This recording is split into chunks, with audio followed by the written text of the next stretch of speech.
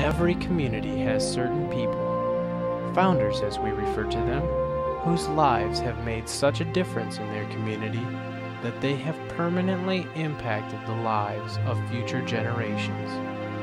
Often, we only hear the names of these people. We see them on plaques, in statues, as names on the side of buildings and companies. During the next hour, you will have the rare opportunity to witness the story of an incredible person, a person who has made West Michigan what it is today.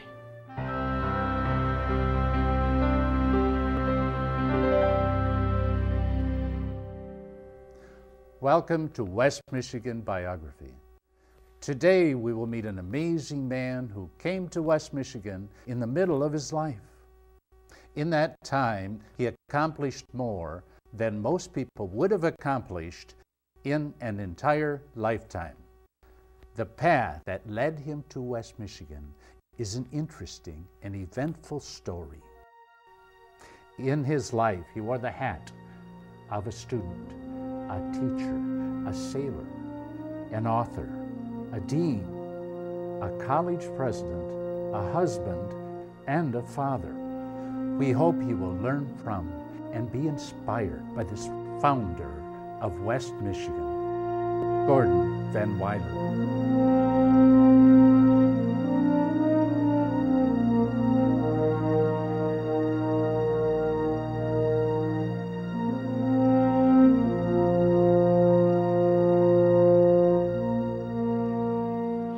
Born in 1920, Gordon Van Wylen was raised in a Christian family. While working with his father in the construction industry, Gordon learned the value of hard work and integrity. Yes, I graduated from high school in 1937. We were just, as a family, recovering from the Depression. The building business was very poor during the Depression years. But I was able to attend Calvin College because I could live at home. And the tuition was low. And one of the things you can't do these days is earn enough money in the summers to go to college, especially if you live at home, but I could do that. And I decided to study engineering, and Calvin and the University of Michigan had what was called the 3-2 plan. You went to Calvin College for 3 years, then the University of Michigan for 2 years, and at the end of the 5 years, you got an engineering degree from Michigan and an AB degree from Calvin. So that was my experiences in college. And I would just say that Calvin and Michigan were both great experiences, very complementary. One, a liberal arts college, and I would say when I was exploring the possibility of coming to Hope College, I really stressed that I did have a liberal college degree, a liberal arts college degree, even though I only had gone 3 years.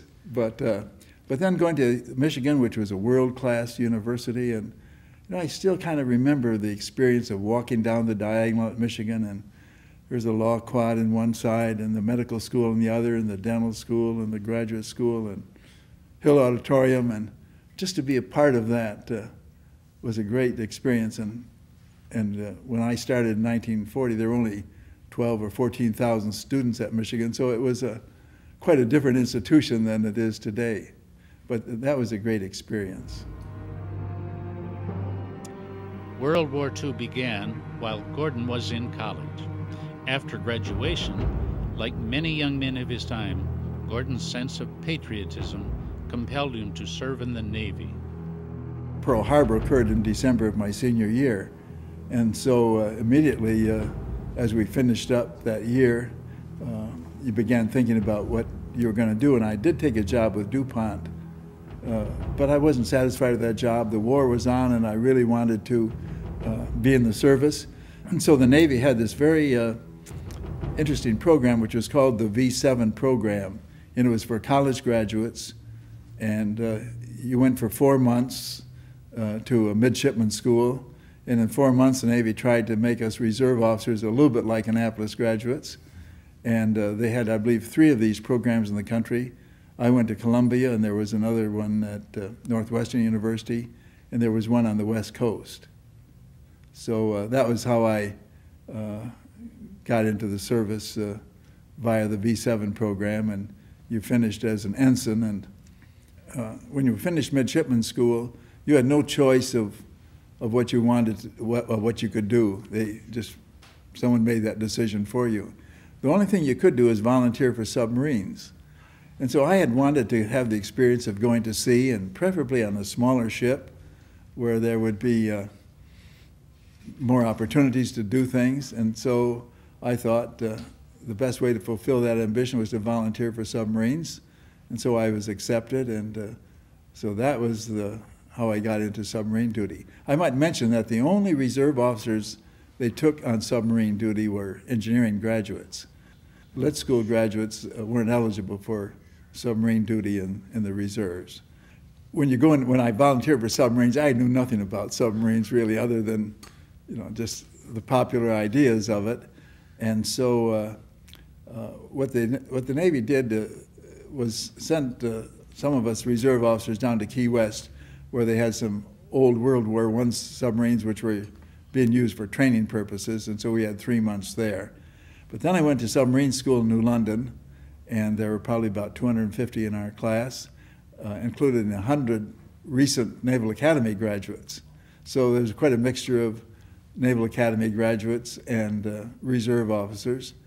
And this was a 3-month program, so when I finished, I was assigned to the USS Hardhead, which was being built in Manitowoc, Wisconsin. And now today people don't realize that they were building submarines in Manitowoc, Wisconsin during the war, but there was the shipyard in Manitowoc, a small shipyard, but a very good one, and they recruited them to build submarines, and they built 27 submarines. And so we had our shakedown cruise, that is when you test the submarine on Lake Michigan, and I still have 2 little memories of that. One was we were a new class of submarine, not new class, but a new design. Up until that point, most of the submarines had been designed for a maximum depth of 300 feet. And this was the first one they built in Manitowoc that was designed for a 400-foot depth. So we had to find a spot in Lake Michigan, which was 400 feet deep, so we could go to the test depth. And so there are a few spots which are 500 feet deep, and so we found that, and that's where we did the deep submergence test. The other was a 24-hour full power run on Lake Michigan. And I was a reserve officer, green as grass, and the captain did something that he probably shouldn't have done. I was officer of the deck, but he was up there, and it was foggy that morning, and there were car ferries, and so the radar operator would say, ship 5,000 yards here and there, and then he said, well, I'm going down, you have it, Van. So I still remember sort of the first time I really was in a situation where you had to pay a lot of attention to what was going around you, but I survived that. But anyhow, that was Lake Michigan.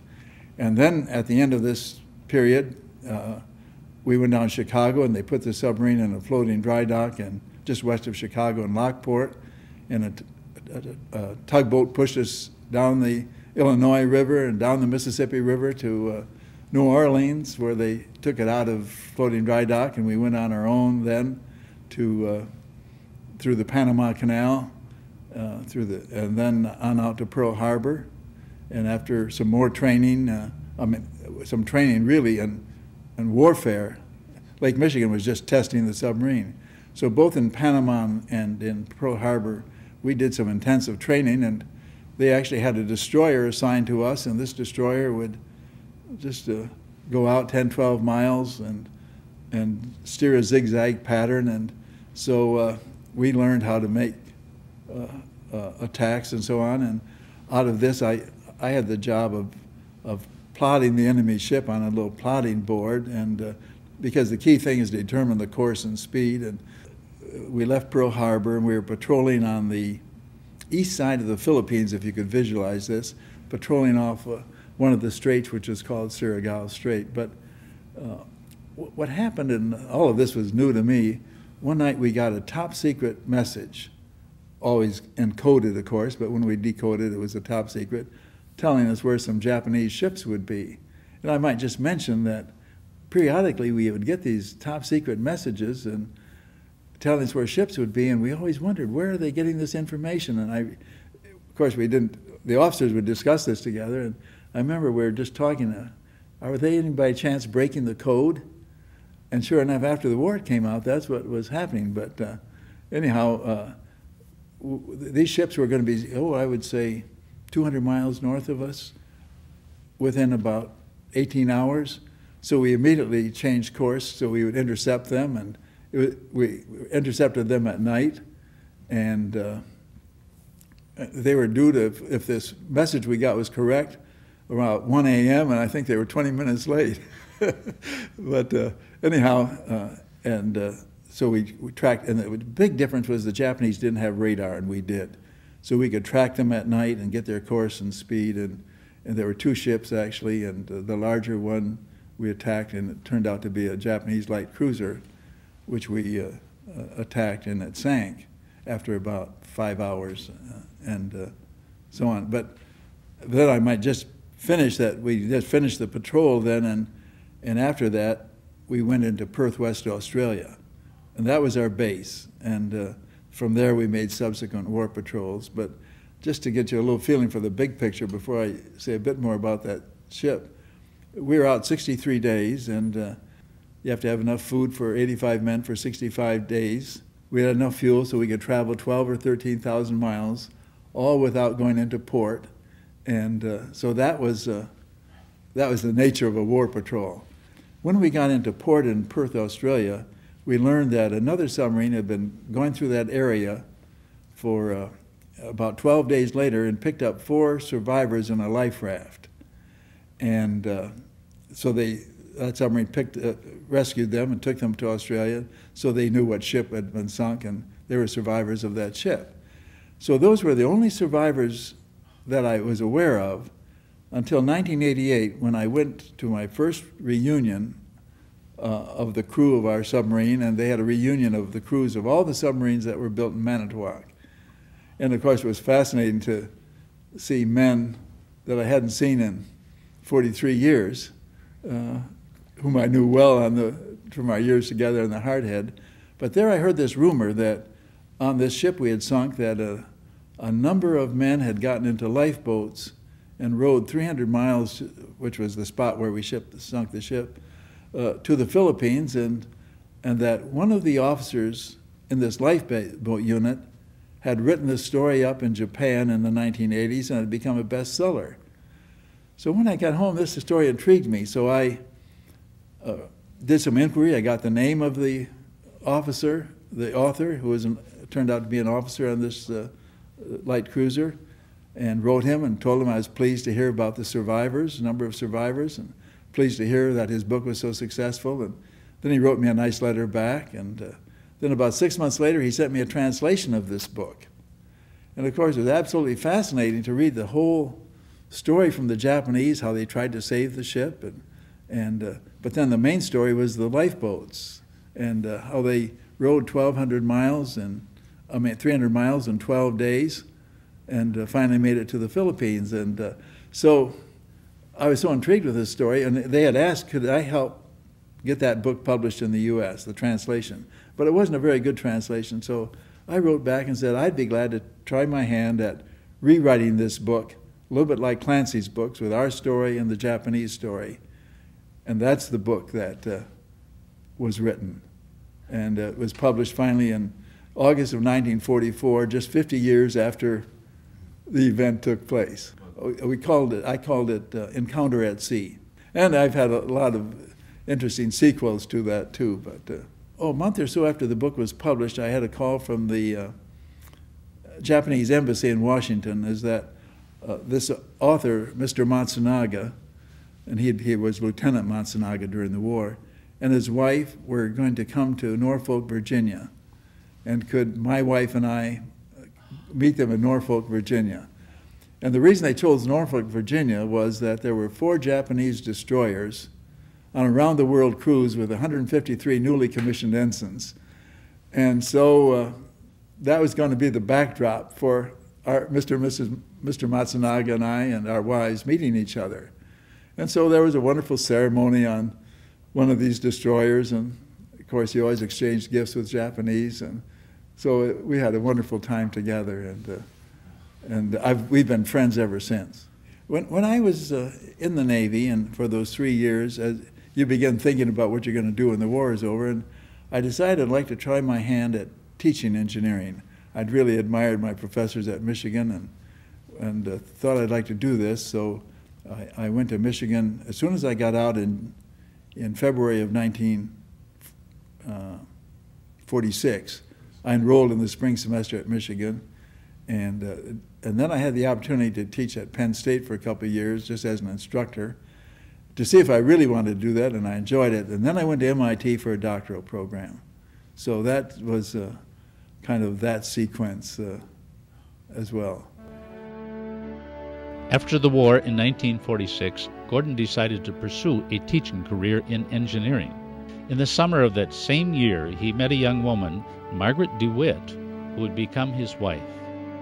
When I was back at Michigan in the the summer of 1946, I met a girl, a young woman, who was just starting medical school, and her name was Margaret DeWitt, and I found her quite an intriguing and attractive person, and I had only one date that summer. Then I had to leave to teach Penn State, and she went to Michigan, and so we got together again the following spring break, so it was 9 months between the first and second date, and I wasn't quite sure how to court a girl who was just starting medical school and aspired to be a medical missionary.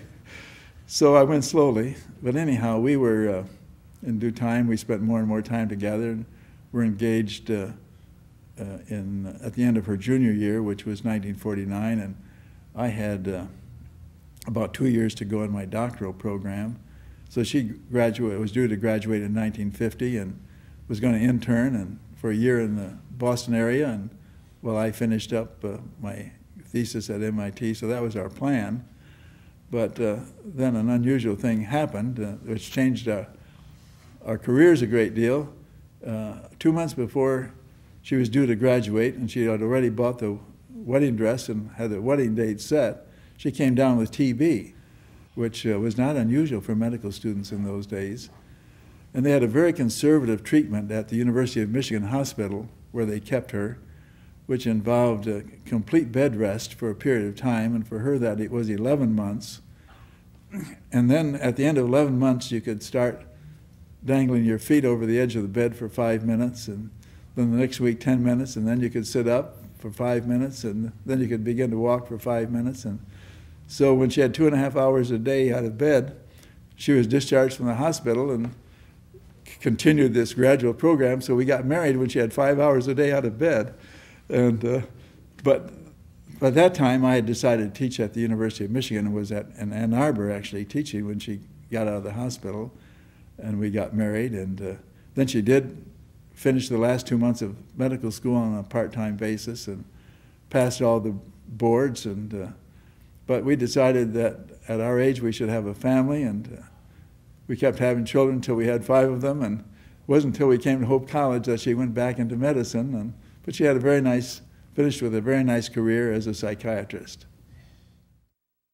I was also just thinking of my years in the military. I think one of the most important things I learned was something about leadership. And I would just say that growing up, I was not one of those naturally born leaders. But once when I was in the Navy, and you're an officer and on board a submarine, you just have to take responsibility and exercise leadership. And 3 things I really learned which stood me well in good stead later on. One was we had a clear sense of mission. It was not a good mission in one sense, but it was to sink Japanese ships. And so you knew what you were about. And the second thing was, as an officer, you take leadership, but it was really a team. Everybody on a submarine had a duty. There were no spare people on it. And so just being underway, and particularly when you made an attack, you were functioning as a team. And I learned the real value of relationship between leadership in the sense of leading a team, and the kind of respect you have for each other and the encouragement you give. And the third thing I did learn something is there's a measure of danger and it takes a measure of courage, and you learn something about keeping cool in difficult situations, which stood me in good stead throughout the years. So I would just mention that again, and as kind of the way of building on these experiences. Because when I came to Michigan, began teaching there, I had no aspirations for administration or leadership. I was just going to teach and do research. And as a young assistant professor, that's expected of you. And Michigan was a research university. And I would just also add that those years at MIT, where you really are a research university, that was such a great learning experience also to prepare me for teaching at Michigan. So I had a great experience at MIT, which I could carry over into my work at Michigan. But I would just mention one other little event in my early years at Michigan, which has been a very rewarding experience, and this involves writing a textbook. And if you'd ever asked me in earlier years that I thought I could write a textbook, it would have been farthest from my minds. But the way it came about is this. When I was teaching those 2 years as an instructor at Penn State, I was teaching thermodynamics, and I always enjoyed this subject. It's kind of a rigorous, stimulating, challenging subject. But there was a textbook by a professor from MIT whose name was Joseph Keenan, which I realized was a very significant theoretical book. But I really couldn't fully understand it just reading it. So when I went to MIT, I took 2 semesters of thermodynamics from Professor Keenan, and I really understood his approach, and it was a rigorous but very wonderful approach to thermodynamics compared to the conventional books. So when I started teaching at Michigan, I couldn't find a textbook that really, having studied under Professor Keenan, was the way I wanted to teach students. So I started writing notes for my students, taking Professor Keenan's approach and trying to make it readable and understandable to undergraduates. And I found I could do that. And then publishers got a little interested, and they're always looking for future authors, and so they asked me for copies of what I was doing, and finally the 3 of them were quite interested in having me sign a contract, so I signed a contract with Wylen. And then the real work began, because it was one thing to write notes for students, another thing to write for the public and for sale. And I worked on that book in a lot of my spare time for 4 years, and it ended up about 550 pages. But I wrote every page of this longhand, because there's a lot of equations and symbols, and then I kept editing it, and I rewrote it once again longhand before I gave it to a typist. So you can see that it was a long process, and my wife did a wonderful thing. We had a small spare bedroom upstairs, and that's where I wrote this book. And I didn't have a lot of money, so I bought a door, and finished door, and put some legs under it, and I put it in that room, and that's where I would write all my spare time. But I could just close the door in that room and just leave my papers on the table and take it up there again when I came to it. So that's how I wrote that book.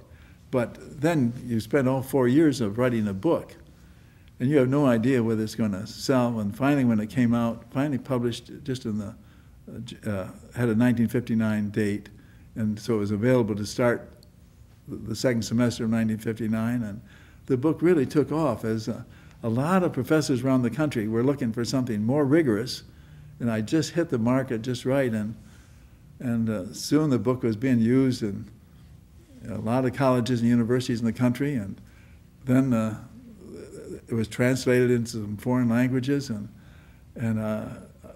I was particularly delighted to receive a copy of it in Hindi and another copy in Arabic. And so I've had correspondence with professors all around the world who were using this textbook. So it's one of those unexpected things, but again, this was a case where what I learned at MIT really impacted what I did at Michigan. So that's a little story of that textbook. And I might add, it's this next edition, I asked a very bright younger professor who had been my graduate student to be a co-author, Richard Sontag, and the next editions were all with Richard Sontag and myself. And then when I came to Hope College, I was really out of the field, so I couldn't keep it up to date. And so Professor Sontag kept revising it, and we had a good agreement. Every time he revised it, he got a higher percentage of the royalties, and I got less. What really made me feel old was a few years ago when Professor Sontag retired, and he recruited someone else to help him now. And so now the latest edition is, originally it was Van Wylen, and then Van Wylen and Sontag, and then Van Wylen, Sontag, and Borgnacki. But I've done so little for the recent editions that now it's Sontag, Borgnacki, and Van Wylen, and I get 5% of the royalties. So, but nonetheless, it's fun to see that book still in use. And I might just add, recently I just got a Chinese translation and also a Korean translation, as well as a few other languages. So that was just a fun thing to do and to see it be successful. As Gordon's career progressed, he was given the opportunity to take several positions of leadership. As I said, I didn't have any real aspirations for administration, but I was invited in 1958 to become chairman of the department, which we had about 25 faculty members in the department, and I enjoyed doing that too, but I was prepared to just go back to teaching full-time and give up administration. And then I was invited to become dean of the engineering college in 1965. And that was a good experience. That was a full-time administrative experience. Being a department chair was about half-time administration. So I always taught a course and always had some graduate students.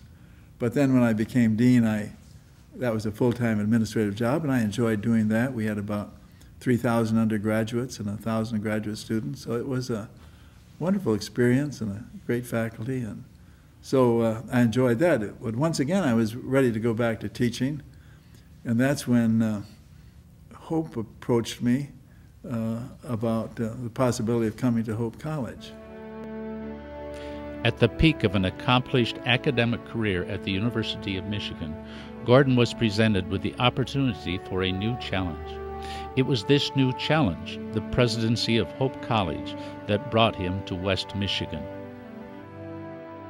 It was in the fall of 1971 that I was first approached by Hope, and I wasn't looking for a job, and would I be interested in exploring this possibility? So I thought maybe at this stage of life this would be an interesting thing to do, and so I had some conversations with the search committee at Hope College, and they seemed interested in me, and I thought I should explore it further. But as I said, I was happy at Michigan, and I might say we had just built a new house, large enough for 5 children, which took us out of a bit of a cramped housing situation, and thinking we were going to stay there for the rest of my career.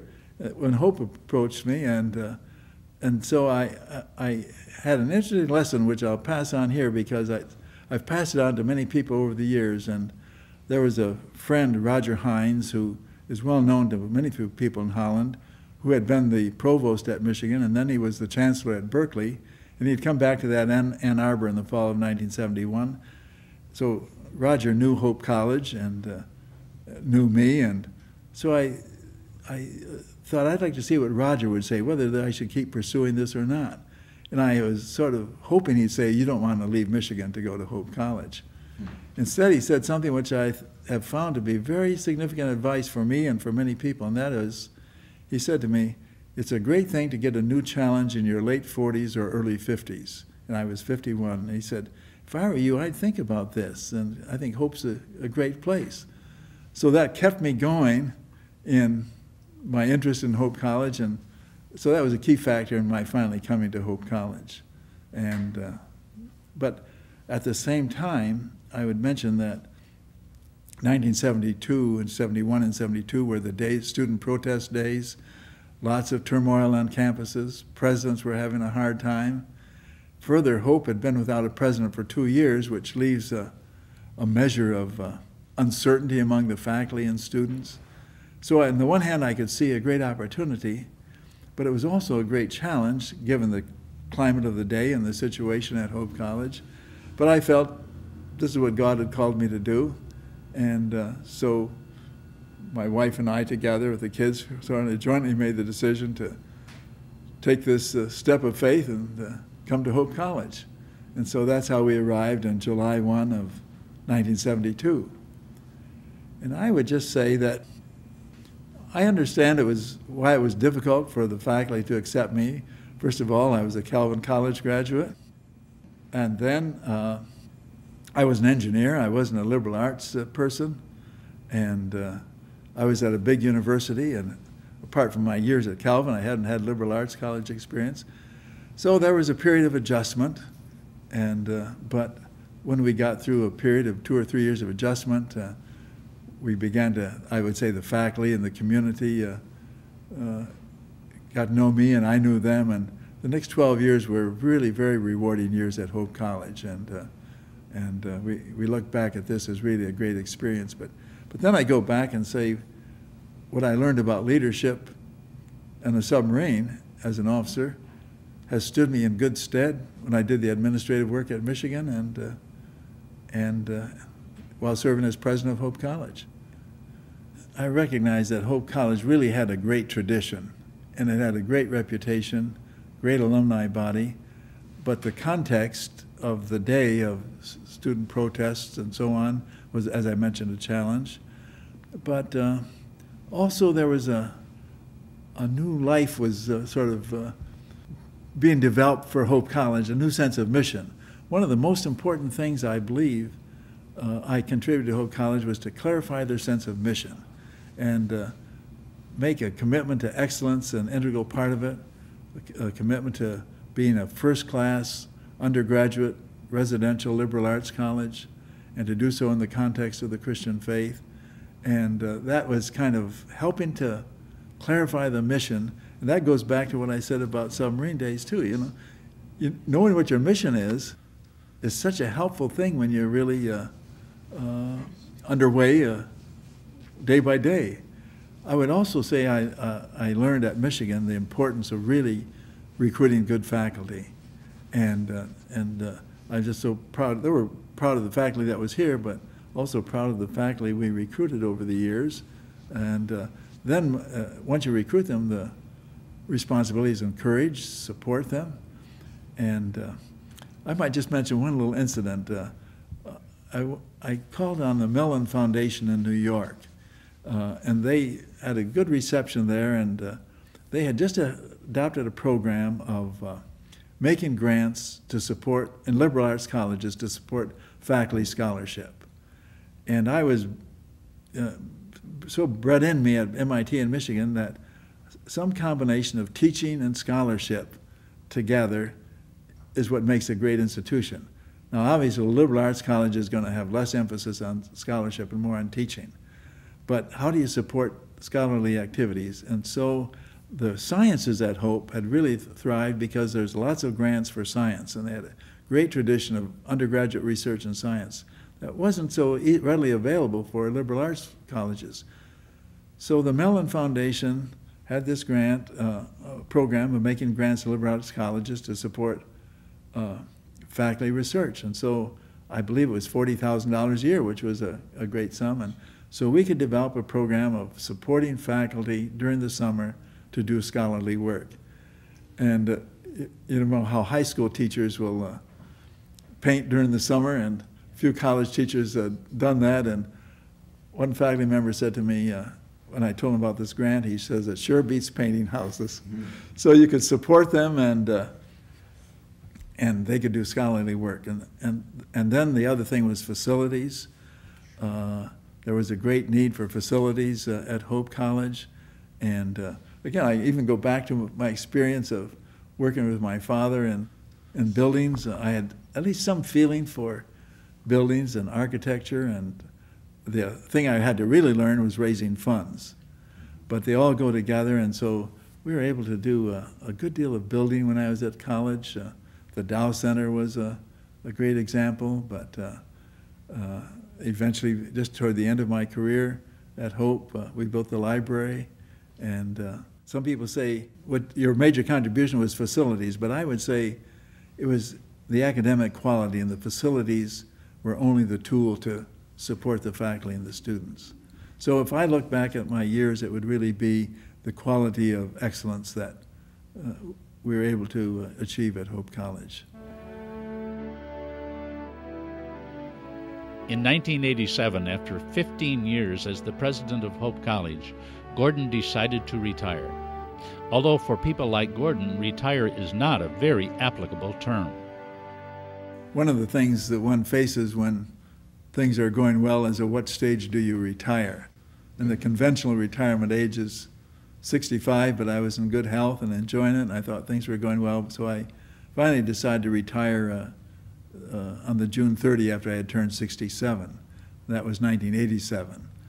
And I didn't have any particular plans as to what to do in retirement. I wanted to stay active in some ways, but what happened was about 2 or 3 months before I retired, I was asked to be part of a group of business people in town, and representing Hope College with this group, to think through what could happen to the downtown, because just at that time there was a lot of talk about a mall coming into downtown. And a few years before that, probably around 1985, there was one developer thought he could build a mall downtown, but he needed to make sure that there was some property. It'd be the property north of 8th Street, between really River and College. And so a local organization, HeadCorps, decided to take that responsibility. They bought somewhat over $1 million worth of property. They raised some money. They borrowed over $500,000 from the bank, and those were the days when prime was 12–15%. So they had $500,000 of debt and $1 million worth of property, and then the developer couldn't complete the mall. So this left HeadCorps with holding the bag for this property and the bank debt, and so the chairman of HeadCorps, Dale Van Lente, brought some people together to say, how could we turn this property into an asset? And so I was part of that group, starting just a few months before I was going to retire. And it was a wonderful group to work with, but no one was doing any staff work. So after I retired, there was one other person in this group, Tom Waltrink, who had been a vice president for facilities at Herman Miller. We got together after I retired on June 30 in that July, said, let's do some staff work for 3 months to see if we can't move this process forward. And Ed Prince, who is well known in this community, of course, was part of this group, and he provided he had a vacant office where we could work. And so Tom and I began sketching out a vision for the future of downtown. And then I had a friend at Michigan in the School of Natural Resources, Bill Johnson, who was a gifted planner of campuses and downtowns. And so I contacted him to see if he would take us on as a client, and he would, and he agreed to. And Ed Prince gave us some money so we could hire him, and that's how we really got started on the renewal of downtown.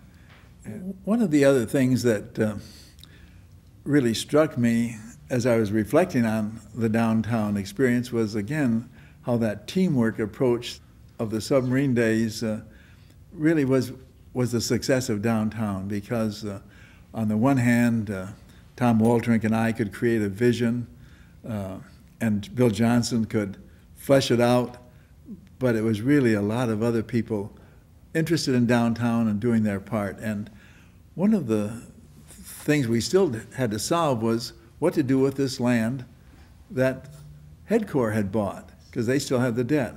So we had the idea of forming a partnership, limited partnership. Technically it was for profit, but our goal was to raise somewhere between $2 million and $4 million so we could buy this land from HeadCorps, hold it until the right developments could come along, which would flesh out the vision that Bill Johnson had sketched out for us. But could we raise $2 to $4 million? And so this is one of those things where you just launch out wondering if you can do it, but we formed this Riverview Development Limited Partnership, and the units were $100,000, and so we finally got people, individuals, and companies to subscribe for $3 million in these $100,000 units. And so then we could buy the land from HEDCOR, and HEDCOR could pay the bank off, and then they actually, HEDCOR, with the money left, took 4 units in the partnership, and Ed Prince was the general partner. He took 5 units. And so then once you could get that far, other people came along, and so that was, and we kept buying property as it became available downtown, because one of the things I learned from Bill Johnson was get the vision, don't fit in the details, but get the property that you need to do it, and then as opportunity comes along, the project will unfold. We thought it might take 5 or 6 years. It actually took 10 or 12 years. But we finally returned all of the money of this $3 million to the people who had given to us after 12 years. And one of the projects we did was to build the Curtis Center at the corner of College and 7th Street. And what we wanted to do with that project is kind of create a model for the quality of buildings we wanted downtown. Now that, in due time, we sold that, but we did build that. That was the only project. But then you can just see a lot of the things which have happened now over the last 15 years have happened to fulfill the vision which Bill Johnson created for the downtown through this framework of ideas that he gave us. So that's a little bit the story of downtown, and it's thriving today, and it's a great sense of satisfaction to a lot of people. And I should clearly mention that the Main Street program, which started even before we did, has been a key factor. And I could mention one other little thing, and that has to do with the snowmelt system. Ed Prince he said we ought to put a snowmelt system downtown. And I wasn't fully convinced, even though my background in thermodynamics would fit right in with this. And then we discovered and learned about a Swedish system, which they had used in Sweden, involving plastic tubing and unique connections and a unique design that would just fit downtown. And so we decided to push that, but this required cooperation from the Board of Public Works through the power plant, because that's where the waste heat would come from. Had to be approved by the city council. And so we wondered, could we get this through? And the BPW wasn't really enthusiastic about this, and so they would have to be part of it. So it was kind of a miracle, I think, that finally the city council approved it, and the BPW has gone along with it, and now everybody's proud of it. And 3 years later, the BPW had a picture of snowmelt on the cover of its annual report. So that's one of the nice success stories, which had its origins with the insistence of Ed Prince, and I played some role in it, and that's how we got the snowmelt system downtown. Seeing all the benefits that a Holland-Zeeland foundation could provide, Gordon accepted a position on the foundation board. The other community activity I got involved in after retirement was the Holland Community Foundation, and I was asked to go on the board of this. And the Community Foundation had been around for about 30 years, and it had kind of waned in terms of its the interest in it, but there was a renewal of interest in the Community Foundation. So it was a very strategic time to join it. But at that time, they had about $400,000 in an endowment fund, and the key idea of community foundations is to build up an endowment fund, and the income is used year after year to support the foundation. One nice way that someone had put it is, the United Fund is your checkbook, and the Community Foundation is your savings account.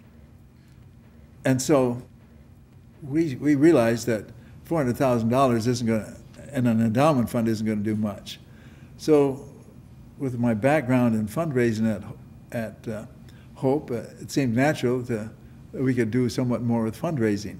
Then a wonderful thing happened, and that is the Kellogg Foundation, recognizing the power of community foundations, offered a grant to every community foundation in the state of $1 million, provided the foundation would raise $2 million for its endowment fund. So given the fact that we had $400,000, the opportunity to raise $2 million and get $1 more million was a great challenge. And so just in those years, I was president of the foundation, and it was wonderful to see the response of the community, and so we were able to raise the $2 million and et cetera. Then another interesting thing happened. The Zeeland Community Foundation, a small foundation, had applied for the Kellogg Foundation grant, and they got it, but they were just a fledgling community foundation, and they were having trouble raising the $2 million. And so there was some talk about could we merge the Holland and the Zeeland community foundations. And the second thing was, if we did, would the Kellogg Foundation allow us to keep the second grant? So, but the Kellogg Foundation liked the idea of merging them. So that's how the merger came between the Zeeland and Holland Community Foundations, and we now call it the Community Foundation of the Holland-Zeeland area. We raised the additional $2 million as a united foundation, and now the endowment fund of this Holland-Zeeland Community Foundation is about $17 million. So it's kind of a, again, fun success story, drawing on, to some extent, on my experiences at Hope College for the next stage of life. During retirement, Gordon found he had more time to get involved in his church and other Christian organizations.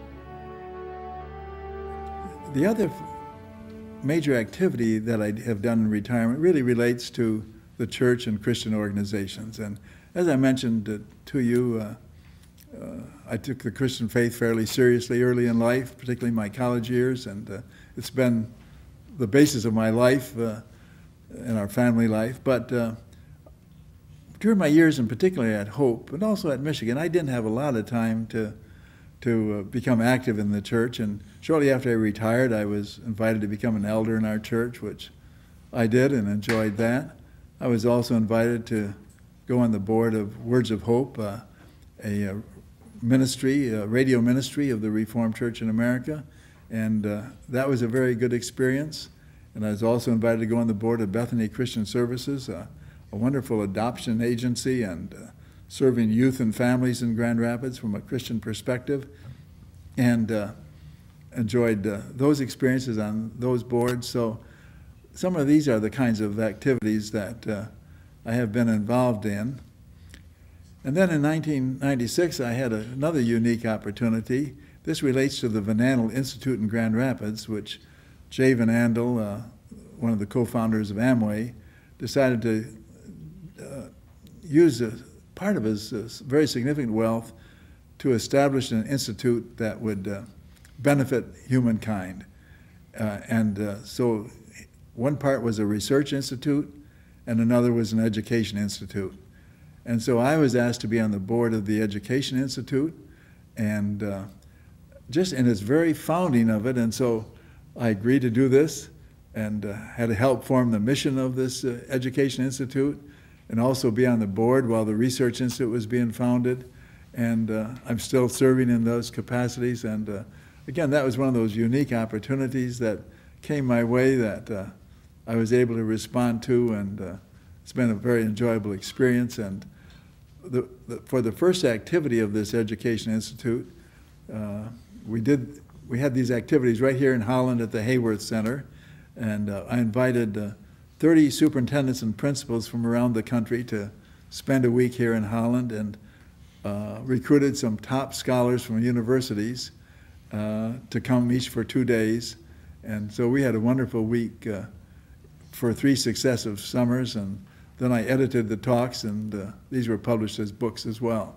So that was a great experience. But one of the nice things for me was the enthusiasm these people from all over the country had for Holland, Michigan, and for Hope College, and for the downtown we had and for all these good things we have in our community. So I just mentioned that also as a kind of a retirement activity.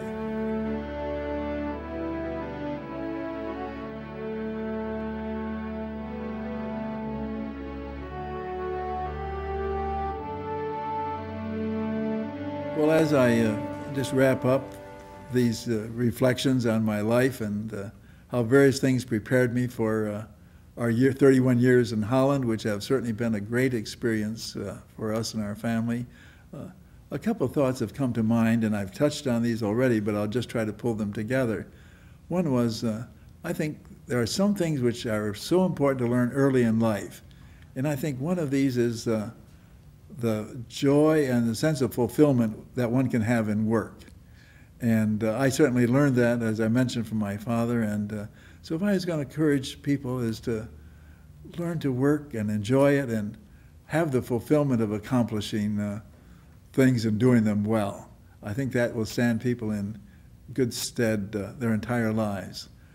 Another thing, of course, is education, and to take advantage of every educational opportunity one has. Certainly the formal education through high school and trade school or college, whichever one is inclined to do, is important, but just to develop a spirit of learning which carries through life. And how many people there are today using computers daily in their work that they had to learn later in life. And so to develop an attitude of learning and enjoying learning, both for your pleasure and to develop as a person, as well as to enhance one's working skills. And the third thing I would just say is the tremendous importance of values and character. In the long run, this really is what stands out. And to develop a sense of integrity, that one's word means something. And I mentioned sort of the very legitimate reasons the faculty at Hope had to question who I was and so on. But what really turned the corner, I think, was when we really learned to trust each other. And if one's word means something, that's an important thing in building trust. And of course, basic to this also is one's faith. And for me, at least, my values and sense of integrity have been shaped by the Christian faith, and so that one also has a sense of God's presence and God's direction and the grace of Christ through life. But that's has been the source of my motivation and value system, but I just mentioned that so you know a little bit more who I am. But all in all, the 31 years we've spent in Holland have been an absolutely great experience, and it's been wonderful to be a part of this community and to see its present state of vigor and health.